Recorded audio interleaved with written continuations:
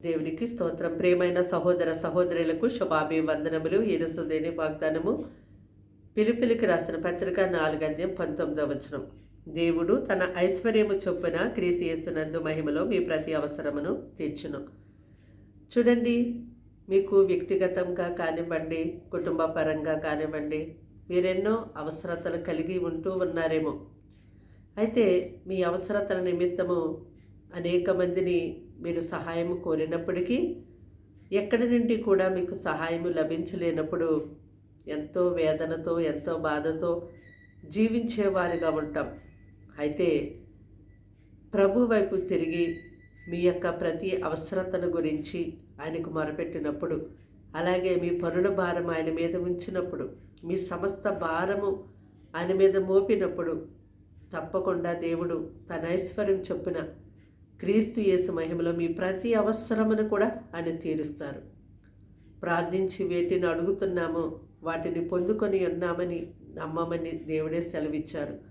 కాబట్టి ఆయన వైపు తిరిగి మీ అవసరతల నిమిత్తము భారం కలిగి ఎడతెగక ప్రార్థన చేస్తూ ఉండండి.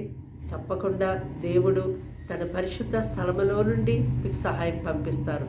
ఎక్కడి నుంచి ఎలాగా దేవుడు పంపిస్తారో అని మనం ఆలోచించొద్దు, కానీ మనము మన యొక్క అవసరత నిమిత్తము యథార్థముగా, నమ్మకంగా దేవుని విశ్వాసం ఉంచి ప్రార్థిస్తే చాలు. దేవుడే మనకి అవసరతను ఎంతో గొప్పగా తీరుస్తారు. ప్రార్థన. దేవానికి వందనములు, స్తోత్రాలు, స్తుతులు చెల్లిస్తున్నాం తండ్రి. ఈ మాటలు వింటున్న ఈ బిడ్డల్ని మీ రక్తధారలతో కడగండి. వారి ప్రతి పాపాన్ని క్షమించండి. వారి కుటుంబాలని కడగండి అయ్యా. వారి కుటుంబాలు, వారి వ్యక్తిగత జీవితాలు, వారింటి అవసరత కలిగి ఉన్నారు. వారి అవసరతలు మీరు తీర్చండి. వారి అక్కరలు మీరు తీర్చండి. వీరిని పోషించండి, నడిపించండి తండ్రి. నీ జ్ఞానము, నీ ఆలోచన, నీ శక్తిని, ప్రభావం వారికి వారు చేయండి.